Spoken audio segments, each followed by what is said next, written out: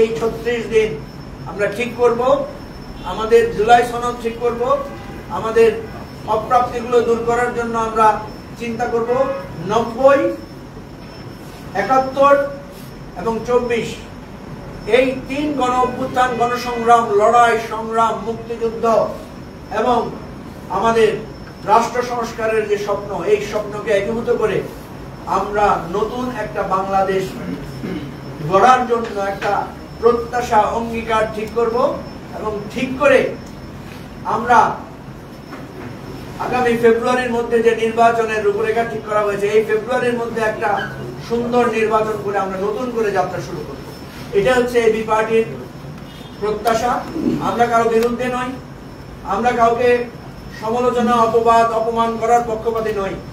আমরা মনে করি আমরা সকলেই কোনো না কোনো ভাবে নির্যাতিত। আজকে যারা এই জুলাই অভ্যুত্থানের অংশীদার, আমাদের বুঝের ঝামেলা থাকতে পারে, আমাদের চিন্তার পার্থক্য থাকতে পারে, আমাদের স্বপ্নের ভিন্নতা থাকতে পারে, কিন্তু যেই রক্ত আবু সাইদ দিয়েছেন, যে মুগ্ধ চোখের সামনে দাঁড়িয়ে আমাদের পথ দেখিয়েছেন, যে ফারহান ফায়াজ হয়েও বলেছেন এই রাষ্ট্রটাকে সে সুন্দর একটা জায়গায় দেখে যেতে চায়, সেই রাষ্ট্রটা আমাদেরকে করতে হবে। সুতরাং এখানে বিভেদ নয়, আমরা বলি সবাই ঐক্যবদ্ধ হন, সবাই একমতে পৌঁছান, বিতর্ক করেন, জনগণের প্রত্যাশাটাকে একীভূত করেন।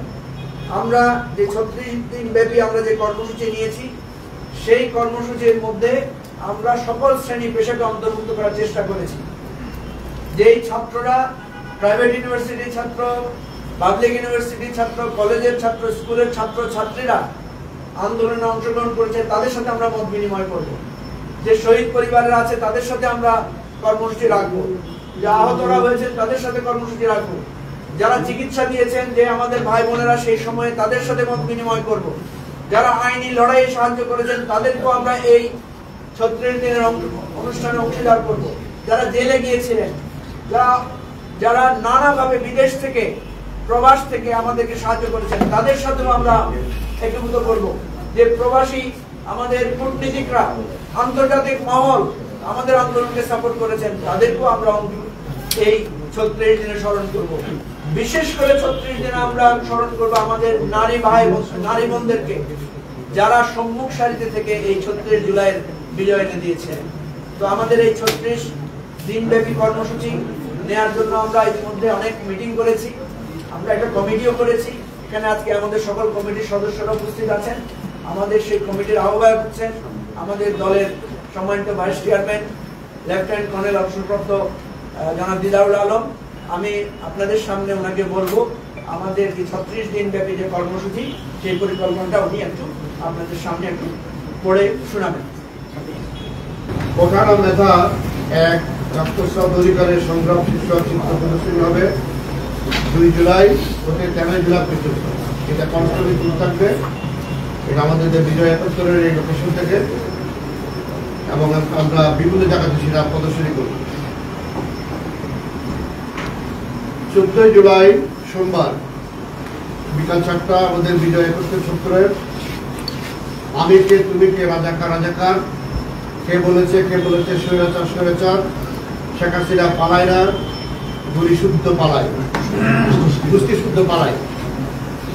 তো এই ব্যানারে এটা, এই প্রতিবদ্ধ নিয়ে আমরা এটা উদযাপন করব।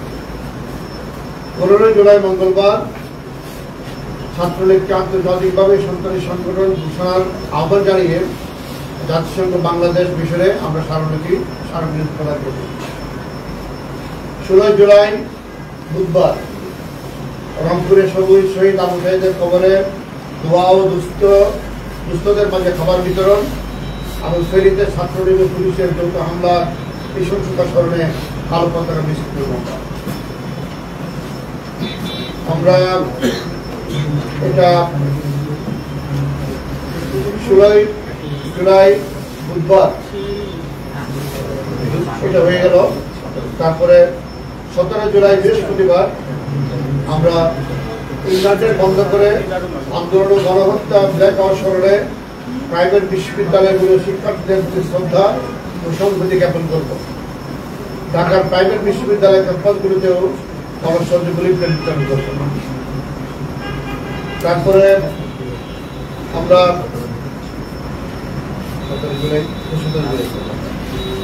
তারপরে কপিল প্রতীকী রোড মার্চ ও পথসভা যাত্রাবাড়ি, ঢাকা বিশ্ববিদ্যালয়, রামপুরা, মোহাম্মদপুর, উত্তরা 18 জুলাই শুক্রবার আমরা এই অনুষ্ঠানটা উদযাপন করব।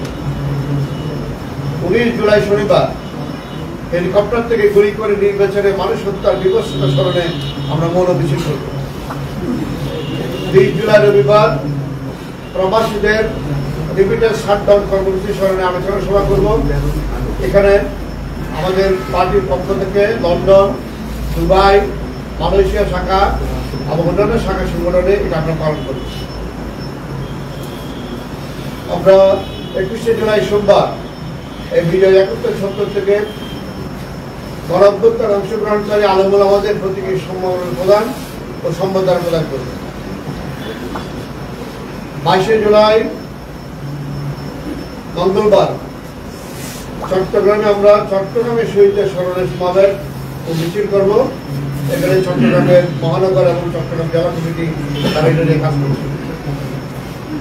23 জুলাই বুধবার গণহত্যাকারী দল আওয়ামী লীগ আন্তর্জাতিক সন্ত্রাসী সংগঠন পুনর্ঘোষণার দাবিতে বিভিন্ন মানবাধিকার সংস্থা ও বিষয়ে আমরা চিঠি প্রেরণ করব। 23 জুলাই বুধবার। 24 জুলাই বৃহস্পতিবার সকাল 11টায় জাতীয় প্রেস ক্লাবে আমরা গণঅভ্যুত্থানে অংশগ্রহণকারী নারীদের প্রতীকী সম্মাননা প্রদান এবং সম্বর্ধনা দেব। 25 জুলাই শুক্রবার এটা গাজীপুরে প্রোগ্রাম করবো আমরা গণঅভ্যুত্থানে শ্রমিকদের অন্তর্ভুক্তি এবং অনুপ্রেরণা স্মরণে শ্রমিক সমাবেশ করব। 26 জুলাই শনিবার সকাল 11টা রায়ের বাজার গণকবরে শ্রদ্ধা জ্ঞাপন এবং দোয়া রাইল। 28 জুলাই সোমবার গণঅভ্যুত্থানে নিবেদিত আইনজীবীদের সাথে মত বিনিময় ও সম্বর্ধনা। এটা আমরা আইনজীবী যারা আছেন তারা করবেন। এছাড়া 28 জুলাই গণঅভ্যুত্থানে আহতদের সমাধানকারী চিকিৎসকদেরও আমরা সম্বর্ধনা দেব।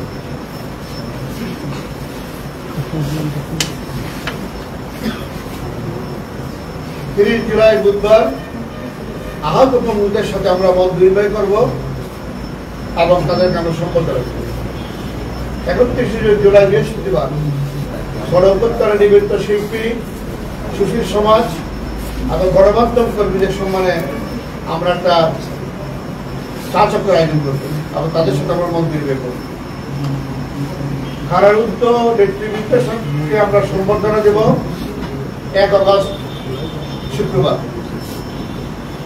2 আগস্ট শনিবার গণঅভ্যুত্থানে অবদান রেখেছেন সাবেক সেনা কর্মকর্তা, আমরা দেখেছি অনেকে, তাদের সাথে আমরা মিলিত হব, তাদের সাথে মত বিনিময় করব। 3 আগস্ট রবিবার শহীদ মিনারে কর্মসূচি ঘোষণা দিবসকে স্মরণ করে প্রেস ব্রিফিং এবং পদযাত্রা।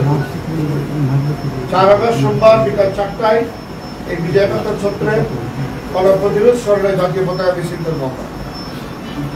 5 আগস্ট মঙ্গলবার সকাল 11টায় বিজয় একাত্তর সভা থেকে গণঅভ্যুত্থানের বর্ষপূর্তিতে সংস্কৃতি সমাবেশ, ডকুমেন্টারি প্রদর্শনী ও শহীদদের রুহের মাগফিরাত কামনায় আমরা জ্ঞাপন করব।